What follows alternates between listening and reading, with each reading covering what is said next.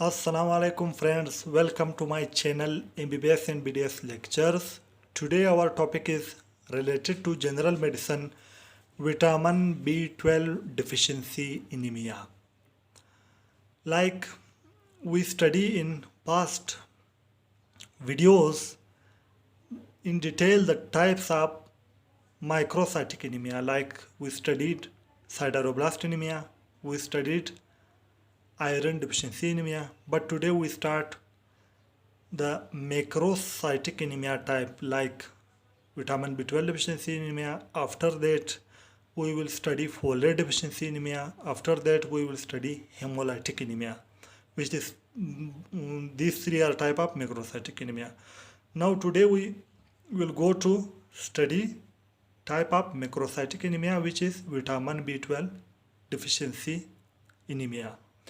Before going to topic outline, if you want to watch the same lecture in Urdu Hindi, I already upload the same lecture on my YouTube channel in Urdu Hindi. Go and watch that lecture. But if you want to watch in English language, then this lecture is for you. Now come to the topic outline of vitamin B12 deficiency anemia. Today we will study definition of vitamin B12 deficiency anemia, causes, pathophysiology, clinical features, investigations, management. First, start from definition. Its definition is very simple because it is a type of macrocytic anemia and the anemia is occurred due to vitamin B12 deficiency. Definition: a macrocytic anemia due to deficiency of vitamin B12 called vitamin B12 deficiency anemia. Now come to the causes. There are three major causes of vitamin B12 deficiency. Number 1, nutritional deficiency. Number 2, inherited cause. Number 3, malabsorption. Number 1, nutritional deficiency. If our diet is deficient of vitamin B12, like in vegetarian people, those people which take only vegetable and they do not take meat, they do not use animal product like liver, because vitamin B12 is present in liver of animal and vitamin B12 is present in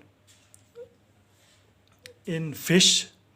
If people do not take fish and do not take animal product like liver, in those people there will be vitamin B12 deficiency anemia. Second is inherited, because in inherited case these inherited disease transfer from parents to offspring, in which the intrinsic factor is not produced in that people. The intrinsic factor released from stomach and responsible for vitamin B12 absorption in terminal ileum. This is the terminal ileum.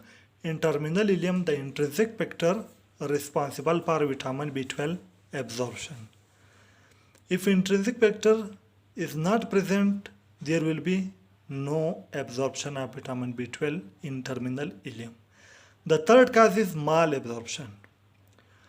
Like in gastrectomy, when a person remove stomach, then intrinsic factor will be not produced. Number 2 is pancreatic insufficiency, because pancreatic enzymes are also responsible for vitamin B12 absorption. And the third is fish worm. And the fourth is H. pylori. Now in fish worm also absorption is not occur. In H. pylori infection also absorption is not occur. Now we understand from this diagram. This is the diagram of terminal ileum where vitamin B12 bind with intrinsic factor. In the result, the vitamin B12 and intrinsic factor absorb from terminal ileum. When in first cause In first case, nutritional deficiency. If vitamin B12 is not present, then there will be no absorption. Number 2, inherited. Inherited, if vitamin B12 is present but intrinsic factor is not present, also there will be no absorption. The third cause, malabsorption. If a person have gastrectomy, mean they remove the stomach, also the intrinsic factor is not produced, in the result there will be no absorption of vitamin B12. Second is pancreatic insufficiency. If pancreas is insufficient to produce pancreatic enzyme, also there will be no absorption of vitamin B12. The third is fishworm, and the fourth is H. pylori infection. These infections are also responsible for malabsorption in terminal ileum. Now come to pathophysiology. In pathophysiology, when vitamin B12 is not present, there will be no DNA synthesis in RBC, because vitamin B12 is responsible for DNA synthesis in RBC, DNA synthesis. If DNA synthesis is not present, in result, there will be not nucleus maturation in RBC. If there is no nucleus maturation in RBC, the growth of RBC will be in control, will be out of control. When the growth of RBC is out of control, in result there will be macrocytic anemia, because when the cell size growth is out of control, in result there will be megaloblastic cell which change into macrocyte, which die before maturation. When megaloblast and macrocyte die before maturation, why? Because DNA synthesis is not present and nucleus is not mature. In the result, there will be anemia. Number 2 is vitamin B12 is responsible for myelin sheath production in neuron. When neuron there will be no myelin sheath, then the electrical impulse will be changed in neuron. And also vitamin B12 is responsible for serotonin production. When there is no vitamin B12, serotonin will not produce, and the result there will be depression. Now this is the pathophysiology of vitamin B12 deficiency anemia. Now come to the clinical features. There are two major clinical features of vitamin B12 deficiency anemia. Number 1 is anemia symptoms. Number 2 is neurological symptoms. In anemia symptoms, there will be fatigue, glossitis, inflammation of tongue, headache, pale skin, tachycardia, breathlessness. And in neurological symptoms, there will be neuropathies in hand and feet. Why? Due to myelin sheath absence, and depression, psychosis due to serotonin absence.